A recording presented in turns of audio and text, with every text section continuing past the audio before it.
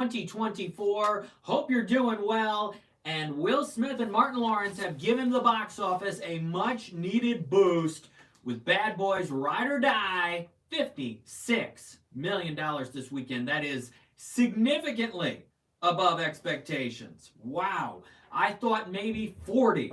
Here's what I said earlier this week on Daily Flash. And by the way, if you're watching live on YouTube, thank you. You can send in your questions and your comments.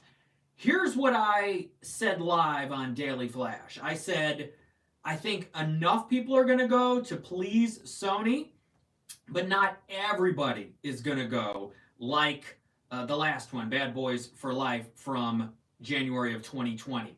And I was right, but it did better than that thinking.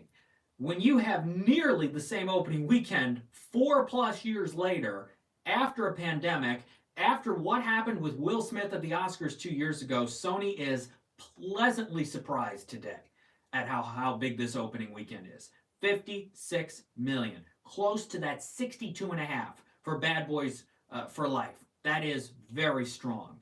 And I haven't verified yet. Deadline was saying it's the 6th biggest open of Will Smith's career. I haven't verified that yet, but it's up there. I mean, he was the king of the box office with big opening weekends in the 90s and 2000s. You look at movies like Independence Day and Hitch and the Men in Black franchise. Men in Black 3 opened to 54.5 million back in 2012. Of course, Aladdin, he played the genie. That was in 2019 for Disney, and that had a gigantic opening weekend in total. But there were a lot of Will Smith movies pre King Richard and pre The Slap that didn't do so hot in their opening weekends, like Concussion, like Focus. He had a small role in Winter's Tale. Collateral Beauty was a good film. I liked it, but not a lot of people went to it. Same with Concussion. And King Richard didn't do that well even ahead of the Oscars, ahead of his Best Actor Oscar win, partially because it was streaming on HBO Max at the same time, which was probably a mistake. We've all been down that road when talking about the HBO situation from 2021. But look, this is right in line with old Will Smith, the old days of the 90s and 2000s. And Martin Lawrence is thrilled as well. He doesn't make a lot of movies anymore, so he's happy. All those teams are happy, and Sony may decide to do another Bad Boys movie based on this. They probably will for a few years from now. It had been 4.5 years since the last one. It's just too bad that this movie is not nearly as good as the last one. And it comes down to the humor. I didn't find anything in Bad Boys Ride or Die to be funny. Not funny. The action scenes, I think, are decent and solid, but the humor, none of it works for me, which is too bad because I just don't feel like the chemistry is there. Maybe it'll return for another one, but for Ride or Die, hey, a big win for theatrical, a big win for the box office, but as a movie, it's average. It's just an average experience. I've sat through more painful experiences this year, but this is just an average experience. Thank you, Meow, for being here today on LCJ Live. We're talking Bad Boys. And you know what else is doing well? Because the theatrical experience needed a win, and Bad Boys gave it a win. Family movies also delivering the goods for theaters. The Garfield movie, #2 with 10 million this weekend. It's at 68.6. And then If in third with another 8 million. It's at 93.5. If it gets to 96.9 million, it will pass Bob Marley One Love to become Paramount's biggest movie of 2024 so far. And if it can get to 100 million, that'd be a really nice win for Paramount. And the studio only has, for the rest of the entire summer, A Quiet Place Day 1, which opens June 28th. That's it. Then they've got 5 movies between September 20 and Christmas Day. You've got Sonic the Hedgehog 3, which is out for Christmas, a musical called Better Man, which is out for Christmas, Gladiator 2, which is out for Thanksgiving, the horror sequel to Smile, and the animated Transformers movie, Transformers 1, which kicks off that 5-movie run on September 20. Really interesting that Paramount only investing in 2 movies for the entire summer movie season. If is one of them, and then A Quiet Place, which could open to about $40 million. That would be nice in a few weeks. We'll see how it does. But yeah, Garfield and If, with a combined 18 million this weekend, is strong for families still needing movies to see before Inside Out 2 opens this week. How big will it be? I will let you know here in a minute on LCJ Live. Another film that opened this weekend that I do not care for. I actually think it's worse than Bad Boys. It's The Watchers. It only made $7 million this weekend. That is a disappointment for Ishana Night Shyamalan, director, M. Night Shyamalan's daughter. M. Night Shyamalan's last movie, Knock at the Cabin, opened to $14 million about 15, 16 months ago. So this did half of that. It's too bad. I like the vision. I think the direction in The Watchers, the camera work, is decent. It's solid. I'd like to see Ashana do something that's not in the horror suspense genre. I'd like to see her try something else. I think she's got potential and for a better script to help her out. This is not that. This story is way too explanatory. It has too much going on, even for a movie that, and so does Bad Boys, by the way. Bad Boys has too much going on. But there's too much going on that's silly in The Watchers, even though it's a slow experience. Not a great Dakota Fanning performance. I don't blame her. I blame the material. The twists, the surprises in The Watchers, none of them are satisfying.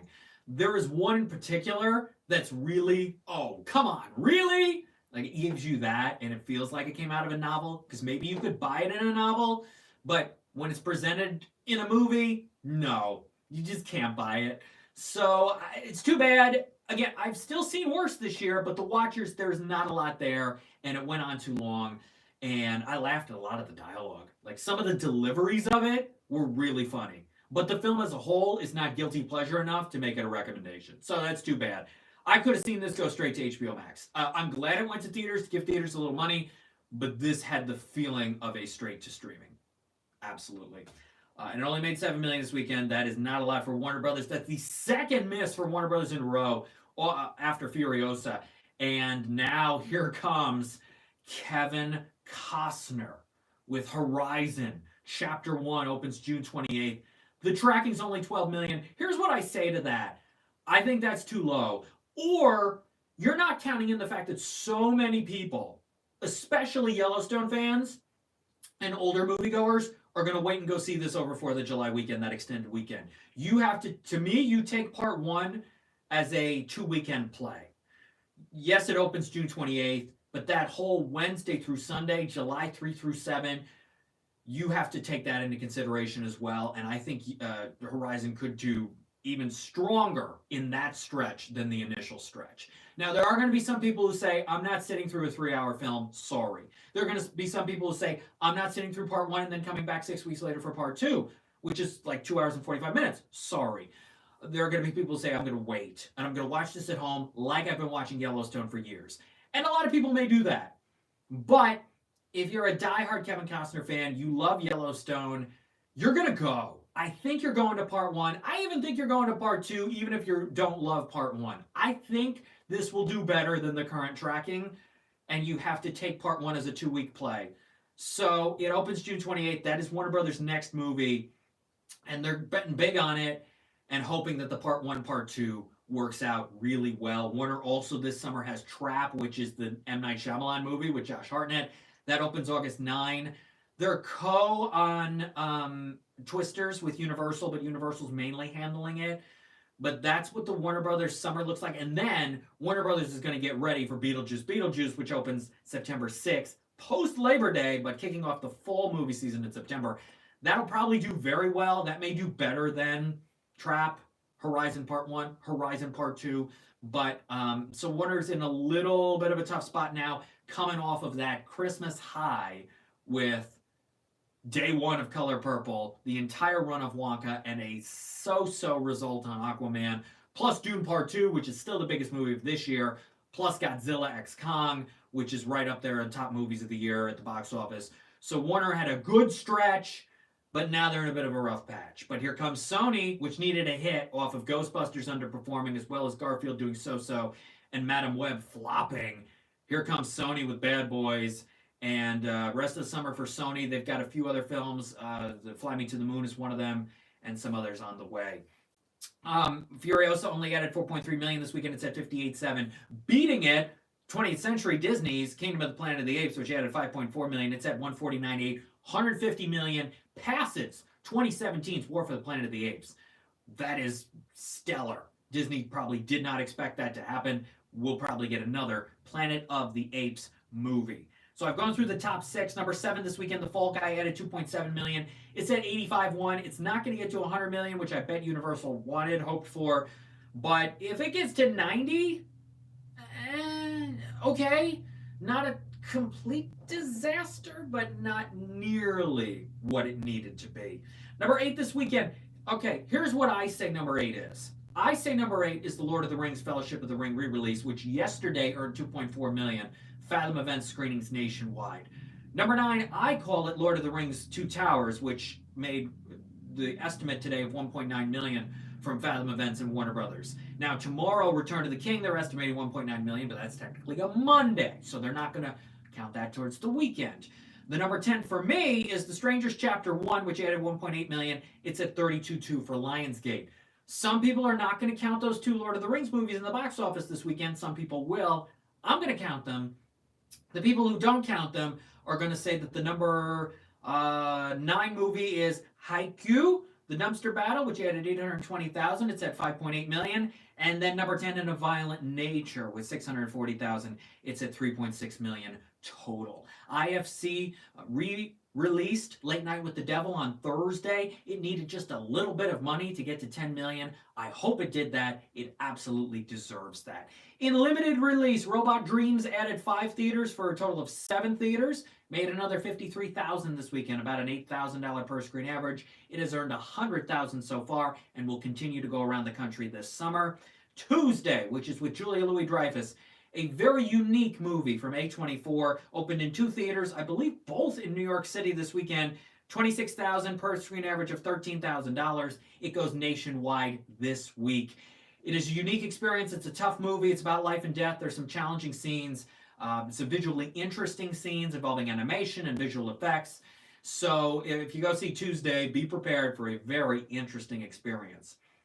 Of course, Tuesday goes up against Inside Out 2. Inside Out 2 will make tons more money than that. How big will it be?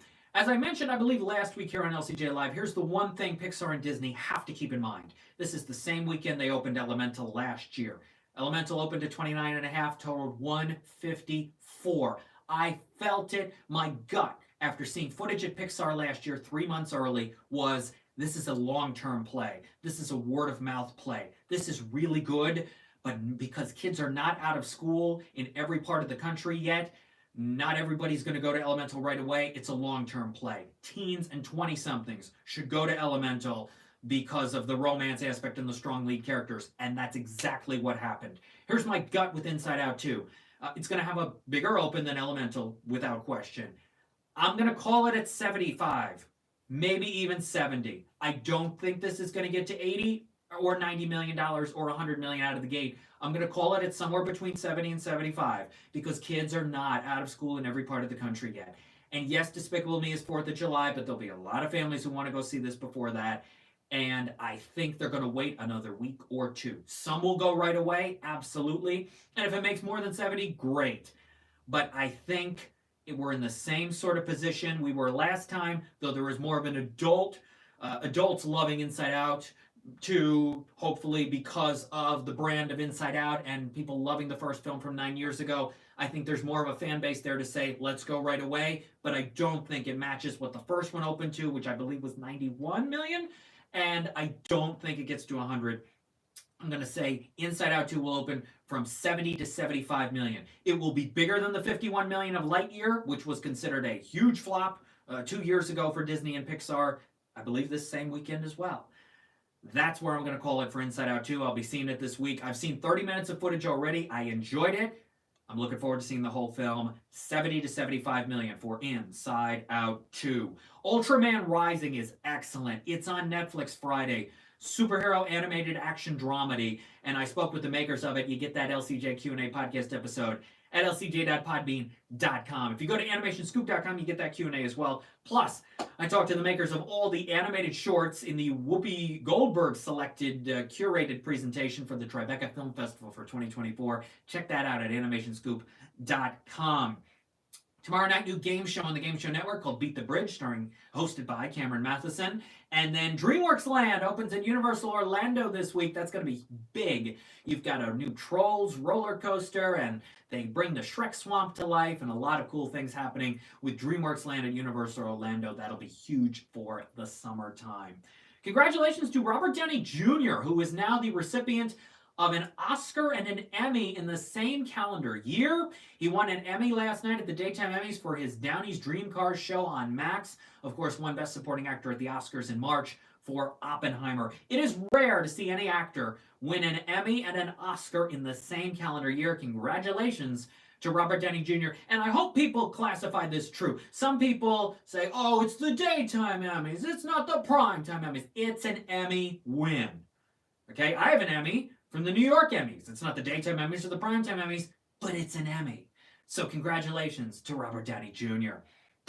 Back to You reunion is happening on Frasier Season 2. I love it. Kelsey Grammer and Patricia Heaton reuniting, as Patricia Heaton's going to do a guest role on Season 2 of Frasier, which is filming right now and will be coming soon to Paramount+. It is a Chuck and Kelly doing it again situation. That, of course, was a classic Back to You episode from the greatest single-season sitcom of all time, Back to You. Kelsey Grammer and Patricia Heaton as Chuck Darling and Kelly Carr, news anchors, and a little more than that. And then they reunited on Carol's Second Act, which was Patricia Heaton's show on CBS. That happened in 2020. And now here we are again. They are back together on Frasier Season 2. That'll be a lot of fun to watch. Congratulations to Pat Sajak on 41 years of Wheel of Fortune. What a run. I watched Friday's show live, and what a moving final parting words that Pat Sajak gave. That wasn't proper English, sorry. But what a moving speech. Yeah, we'll call it a speech. His final thoughts, his final words, really said a lot about what Wheel of Fortune has meant to so many people around the country, around the world for generations. That it is a political free place, that it's a happy place, a joyous place where families can gather and watch for half an hour and escape the problems of the world and learn the alphabet for kids and other people. It's Wheel of Fortune is quite a show. And now Ryan Seacrest takes over in the fall. Vanna stays. And congratulations to Pat Sajak on 41 years. When we're back here next Sunday for LCJ Live, it's the Father's Day show. And we'll see how Inside Out 2 does at the box office. We'll also preview the Tony Awards, which are next Sunday night on CBS. And then we'll take a look at how The Bike Riders and a handful of other smaller to moderate movies we'll do that are opening next Friday, June 21st. As always, subscribe to the YouTube channel. Thank you for watching here on YouTube. YouTube.com/LightsCameraJackson, the website, lights-camera-jackson.com. Follow me on X at LCJ Reviews and Instagram at LightsCamJackson. Thank you for being here for today's episode of LCJ Live. Really appreciate it. Have a good week. Hope Inside Out 2 is great. And I'll see you next time on LCJ Live. Bye-bye.